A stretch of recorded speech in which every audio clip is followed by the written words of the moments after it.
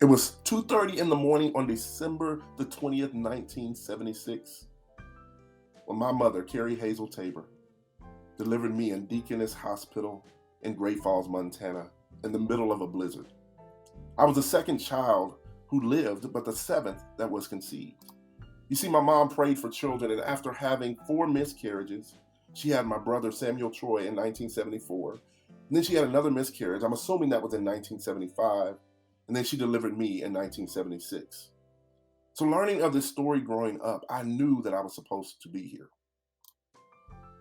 Throughout my life, I've seen the favor of God demonstrated through the family I was blessed to be born into, where my mom and dad gave us the name that equated with faithfulness in our community.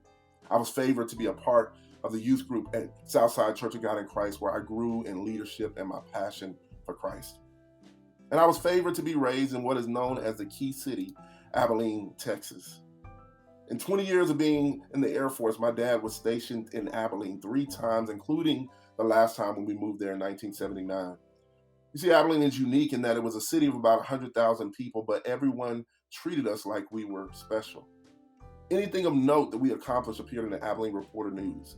I remember the first time I was featured, I was 12 years old, and I had auditioned for the nationally acclaimed Bobby Jones Gospel Choir show at the Abilene Civic Center.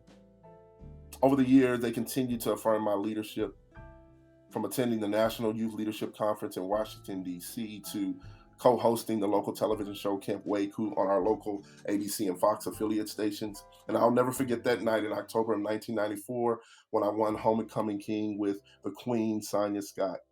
It was a dream come true, and though Abilene wasn't perfect, it was a great place to grow up. I still have friends from as early as the third grade that I met there. As I matriculated to the University of Texas in Austin, I was blessed to be a part of Preview 95, where I connected with Black and brown students who offered the opportunity to learn in the summer and build community, becoming our security and foundation on campus. And from the time I served as a president of Intervision Gospel Choir or a member of Gamma Phi Delta, from serving as a resident assistant to an orientation advisor, I loved being a Longhorn and will forever be grateful to the friends that I made there. After graduation, ministry continued to be a major part of my life, from serving on staff within the Varsity Christian Fellowship and later at Greater Mount Zion, to eventually planting Full Life Community Church and later serving as the program director of Lifeguard for the Source, where we taught sex and character education to middle school and high school students throughout Central Texas. In each of these roles, I loved connecting people to their calling for their life.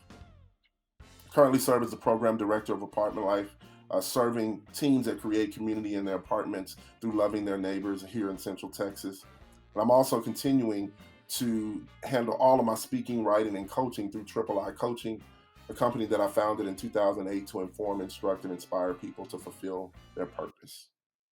I'm forever grateful to my wife, April, who has stood by my side for over 22 years, 18 years we've been married. I'm thankful to my daughters, Anaya and Karis, for keeping me grounded and motivated to leave a legacy that they can build on. And with that in mind, today I'm excited to announce my new book, Prioritize for Your Purpose, Ordering Your Life to Be Extraordinary. I began teaching these concepts back in 2005 when I served as the campus staff member for Texas Gospel Fellowship. It was during our Leap Fall retreat. I noticed that many of our students were overcommitted and ineffective because they made everything important, which meant that nothing was important. You see, when you're young, gifted, and Black, everybody wants to use you to get their goals accomplished. And so students were leading in 3 and 4 organizations, lacking the focus to be effective in any of those. And they struggled often to maintain relationships, let alone their grades, which was the main reason they were there.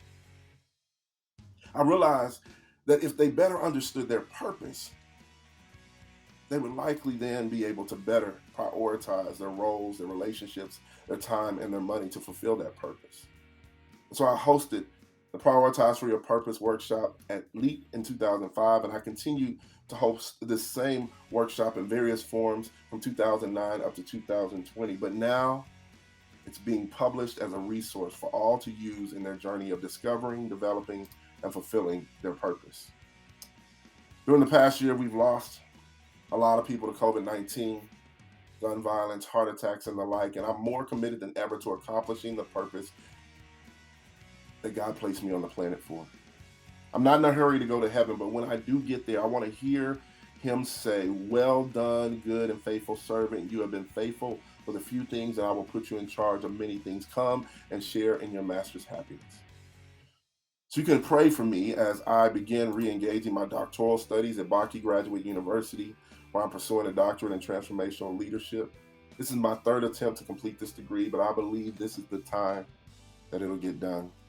You can also pray as we launch Prioritize for Your Purpose as a book, as an online course, as we serve with a book tour. Pray for favor as we look to partner with high schools and colleges and universities throughout the state of Texas and around the country to make this material available to students in this very crucial season of their lives. And if you want to be the first to know when the book is released, I want to encourage you to click on the link in my bio so that you can pre-order the book today. Each morning I awake and I literally say, "This is the day that the Lord has made. I choose to rejoice and be glad in it." I'm committed to living in purpose, on purpose, to fulfill the purpose that God has for me. Thank you all for your prayers and support. Merry Christmas and a Happy New Year.